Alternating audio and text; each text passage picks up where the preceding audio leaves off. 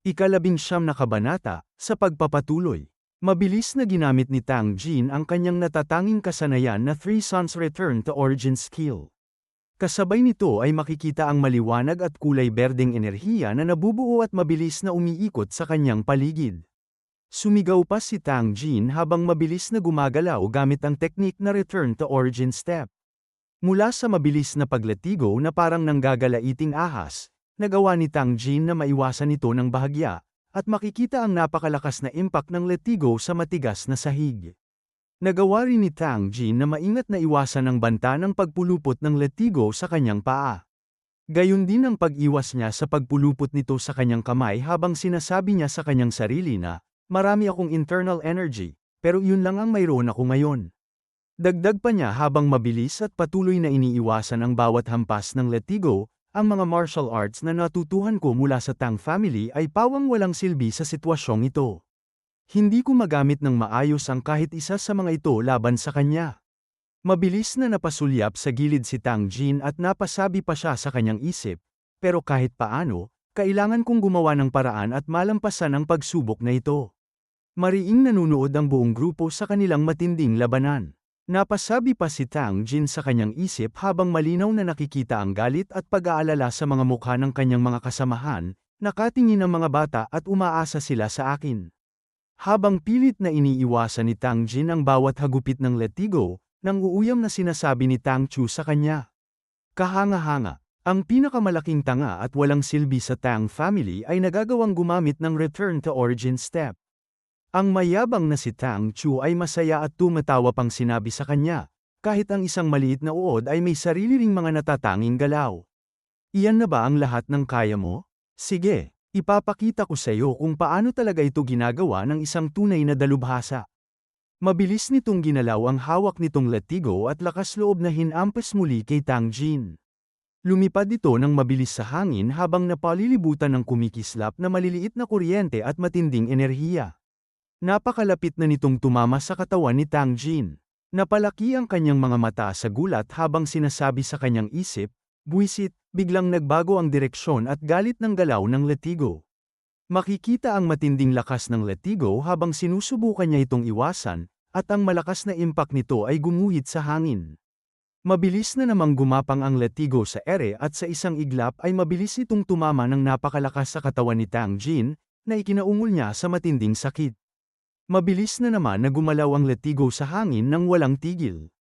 Muli na naman itong tumama ng malakas sa katawan ni Tang Jin, at makikita ang pagtalsik ng sariwang dugo mula sa kanyang katawan. At pagkatapos ay malinaw na makikita ang malalalim na sugat at latay sa buong katawan ni Tang Jin. Patuloy na hinahampas siya ni Tang Chu nang walang awa habang tumatawa nitong sinasabi. "Kumusta yan? Kumusta ang lasa ng natatanging letigo ko? Siguradong hindi ka na muling makakapagpakalantang o magyayabang pa sa harap ko kahit kailan." Sa patuloy na marahas na paghampas ni Tang Chu, tuluyang napunit ang damit ni Tang Jin, kaya napasabi siya sa kanyang isip, "May halong karagdagang lason ang letigong yan. Sa kasalukuyan kong mababang habilidad, hindi ko na talaga ito maiiwasan pa." Makikita ang letigo na patuloy na humahampas kay Tang Jin, at makikita rin ang tilamsik ng dugo sa hangin.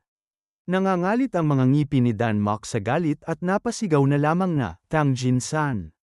Dagdag pa niya habang naghahandang sumugod, "Buwisit, kailangan ko nang harapin at pigilan ang masamang taong yon." Nakapikit na sinabi rin sa kanya ni Baek Lee Paiong upang pigilan siya, "Tigil. Duel ito sa pagitan nilang dalawa, kaya hindi ka pwedeng makialam na lamang ng basta-basta." Mabilis na humarap sa kanya si Dan Mok at galit na sinabi dito, "Ano? Sinasabi mo bang hayaan na lang natin itong mangyari at panoorin siyang mamatay sa sakit? Duel, buwisit. Kung hindi kayo makikialam sa laban na ito, ako mismo ang pipigil at haharap sa kanya ngayon din." Sinabi naman sa kanya ni Baek Lee Paiong habang nananatiling kalmado, "Sa palagay mo ba ay may magagawa ka at kaya mo siya? Kahit si Tang Jin-san na mas sanay ay nasa ganitong kaawa-awang kalagayan na ngayon."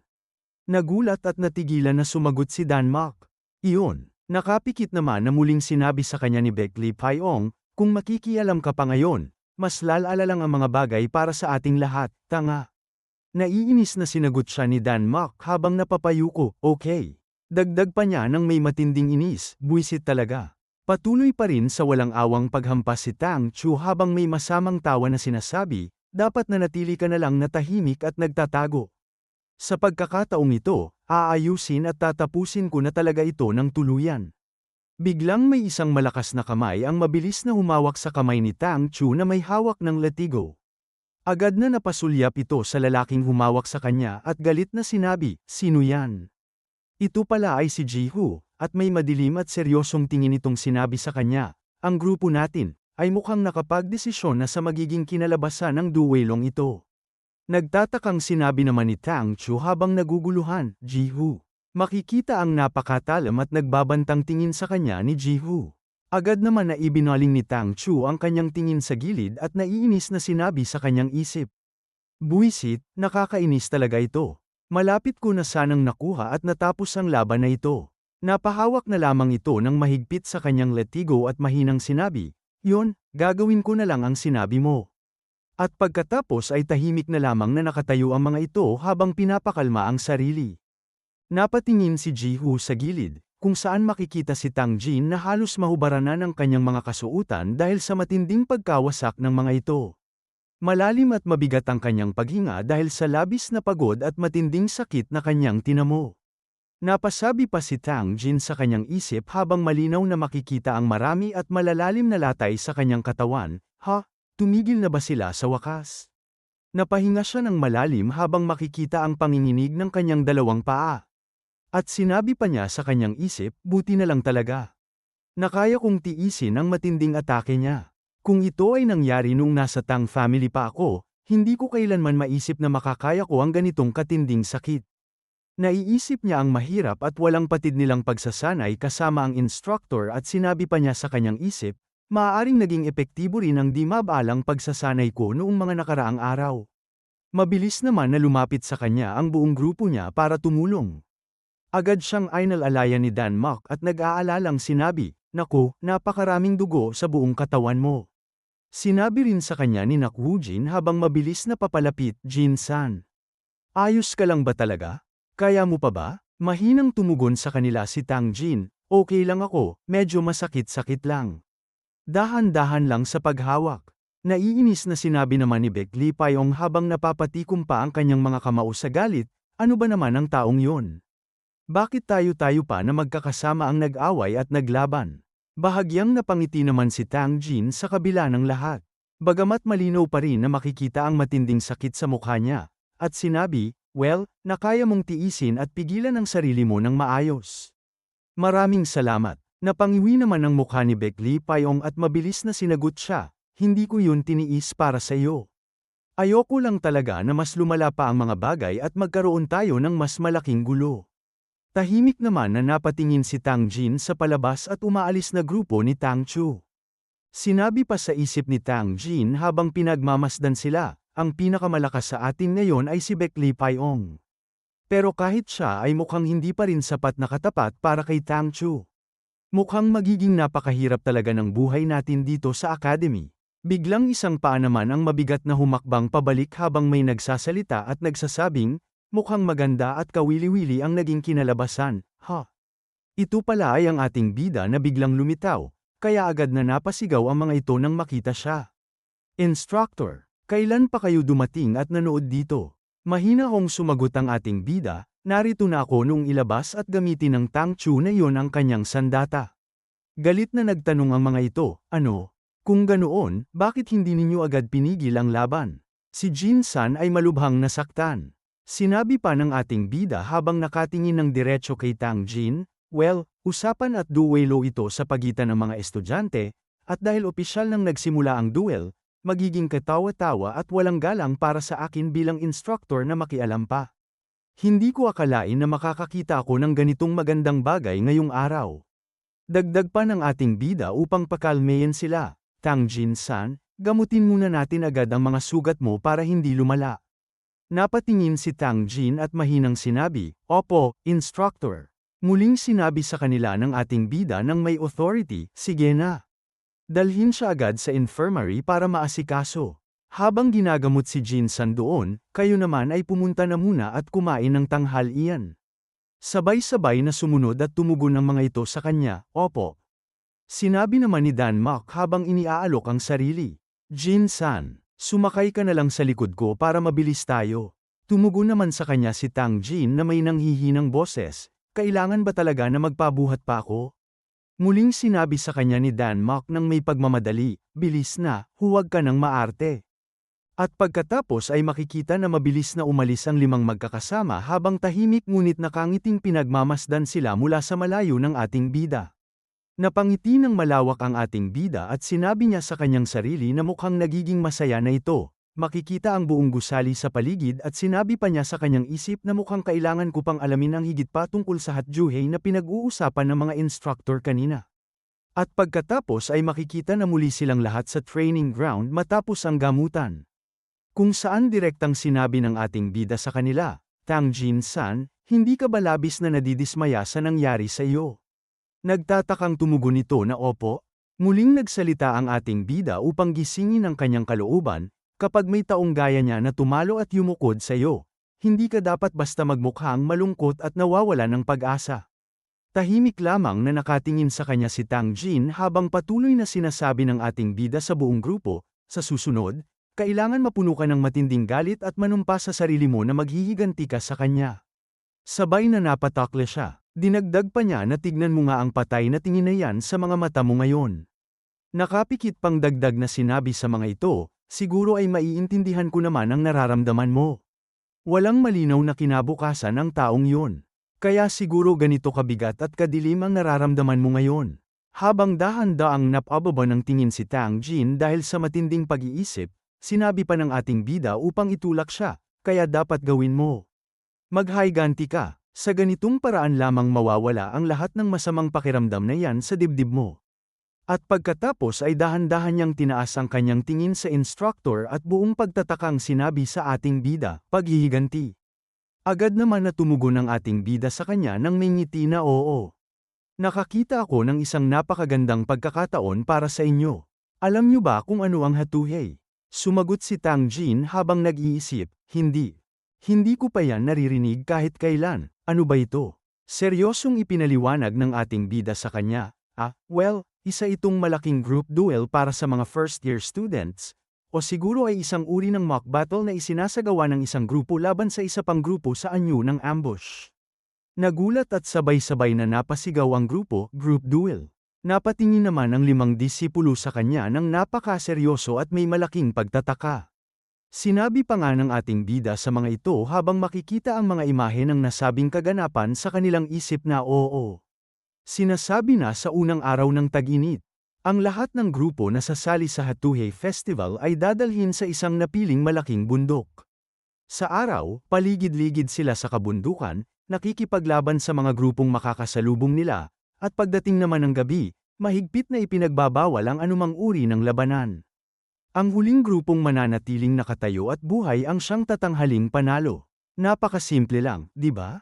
Napatingin sa kanyang sariling kamay si Dan Mok at nag-aalalang sinabi niya, aray ko, isang linggo na lang pala ang natitira bago ito magsimula.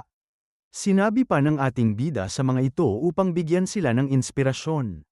Narinig ko na isa itong mahalagang event na inihanda para ipagpaalala sa lahat ang dalawang malalaking digmaan noong unang panahon, upang maranasan nila kung paano totoong nilampasan ng mga bayani ng martial world ang mga matitinding kahirapan at nakamit ang dakilang tagumpay. Seryoso pa niyang itinatanong sa mga ito na ano sa palagay ninyo? Sasali ba kayong lahat at makakaganti sa mga nang-api sa inyo? Mariin at napakaseryoso ng mga tingin ni Tang Jin sa kanya habang nananatiling tahimik sa kanyang kinatitirikan. At pagkatapos ay dahan-dahan niyang binuka ang kanyang bibig at buong paninindigang sinabi na oo, gagawin ko. Masayang napasabi naman si Dan Mok habang itinataas ang kanyang kamay, sige.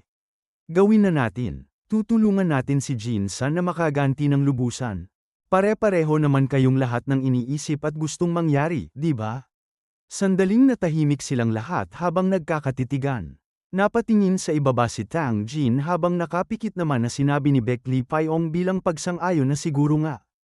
Wala na rin naman tayong ibang magagawa. Sinabi naman ng ating bida sa mga ito habang makikita sa kalangitan na palubog na ang maliwanag na araw, good. Kayo ang dapat na maging handang-handa para dito. Wasakin natin silang lahat. Dagdag pa niya habang nakatitig sa isa sa kanila.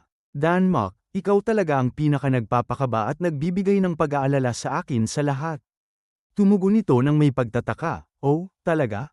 Makikita ang labis na saya at kasab-ikan sa mukha ng ating bida na sinabi, okay, mukhang sang-ayon naman ang lahat sa planong ito. Namumula ang mga mata ng ating bida sa labis na tuwa at makikita ang masigla at nakakatakot niyang ngisi habang sinabi pa niya sa grupo, simula sa araw na ito, mas lalong magiging mahirap at madyugo ang buhay ninyong lahat sa pagsasanay. At dito na po nagtatapos ang ika-19 na kabanata.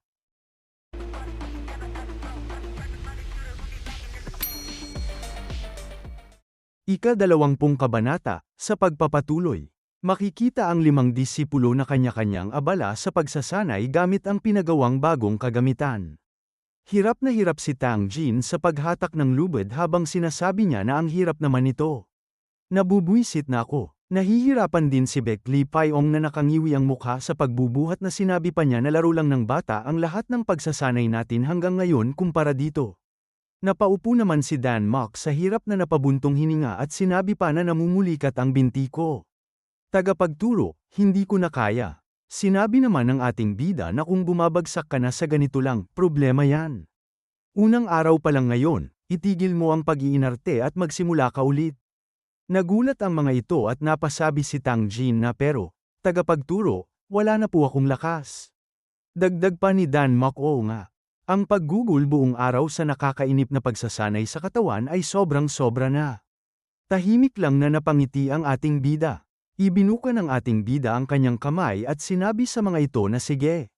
Kung ganon, lumipat na tayo sa huling pagsasanay ngayong araw, isang 5 laban sa isa na pagsasanay sa pakikipaglaban. Napasalubong ang kilay si Tang Jin at nagulat na sinabi niya na ano? Hindi maaari, ang ibig niyo pong sabihin ay kami laban sa inyo, tagapagturo. Imposible yan, napakalaki ng agwat sa kakayahan. Dagdag pa ni Dan Mok na sinabi pa na ubos na ang lakas natin mula sa pagsasanay buong araw, tapos pakikipaglaban pa ngayon? Sobra na yan. Sinabi naman ng ating bida na ang mga kaaway sa digmaan ay hindi nagpapakita ng awa. Nakangiting sinabi pa niya sa kanila na iaangkop ko ang antas ko sa inyo, kaya huwag kayong masyadong kabahan. Makikita naman ang gulat sa mga mukha nila nang marinig yon.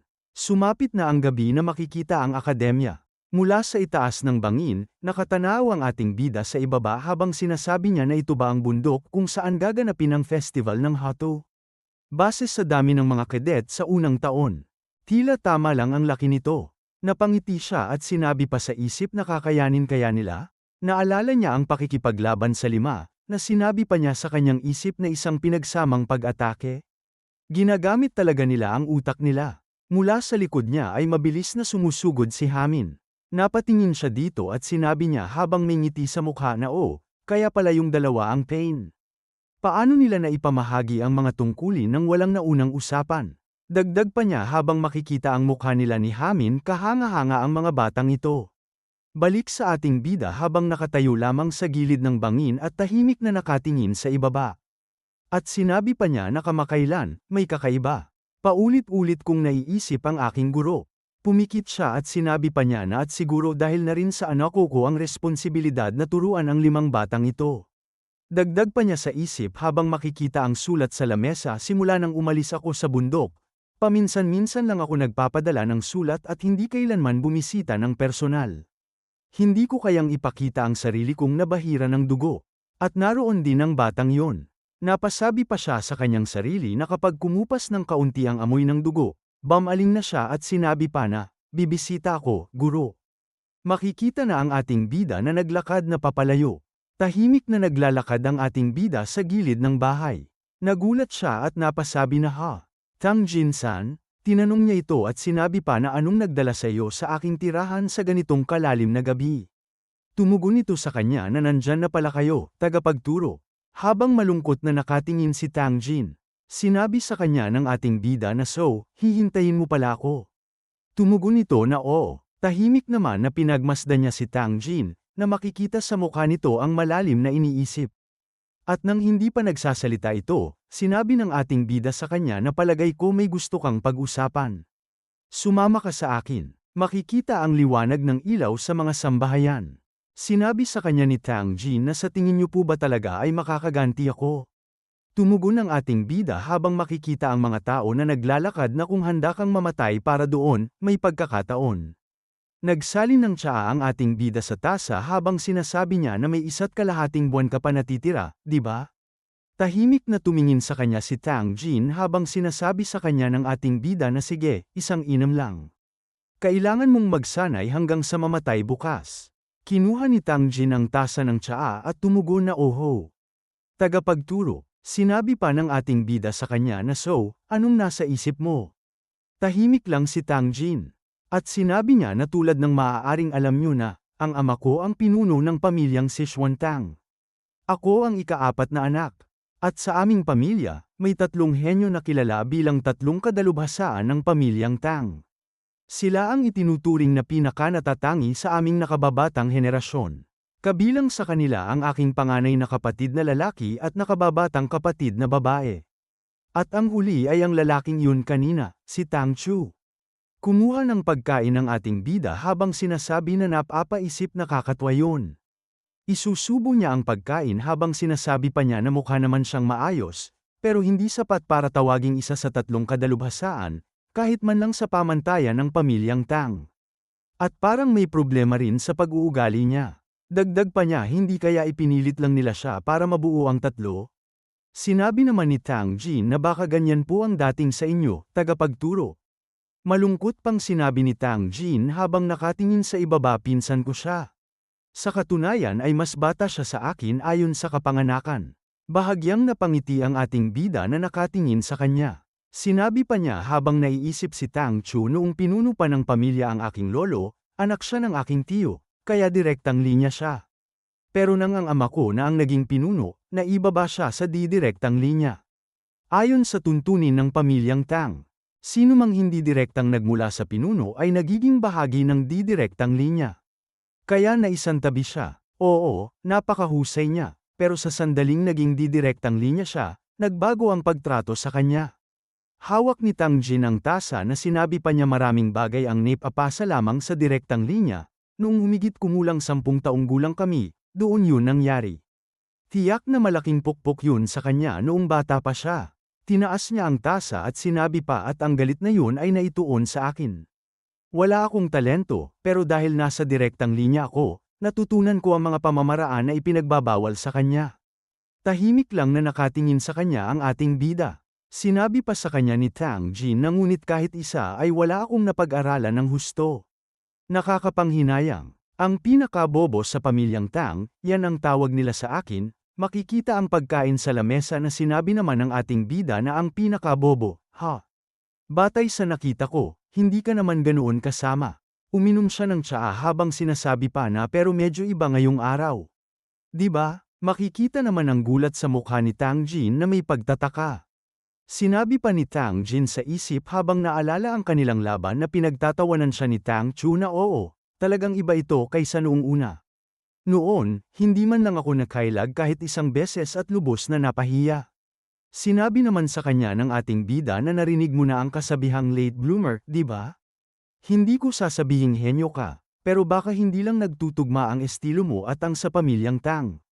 Dagdag pa niya habang makikita ang gulat sa mukha ni Tang Jin na ang katotohanang nakailag ka kahit isang beses sa loob lang ng 2 buwan ay patunay doon. Kung wala kang talento, hindi ka makakapag-ipon ng ganito kadaming panloob na lakas gamit ang pamamaraan ng 3 sangkap ng pagtitipon. At hindi ka rin makakasabay sa pagsasanay ko. Makikita ang pag-atres ng bangko. Tumayo ang ating bida na sinabi kay Tang Jin na may talento ka. Kung hindi mo kayang magtiwala sa sarili mo, magtiwala ka sa pagpapasya ko. Nagkatinginan sila habang sinasabi ni Tang Jin na kung ganon. Na agad naman na sinabi ng ating bida sa kanya na itigil mo na ang labis na pag-iisip at gawin mo na lang ang sinasabi ko. Bukas, magsanay ka na para bang patay ka na. Tumugon sa kanya si Tang Jin na opo, tagapagturo.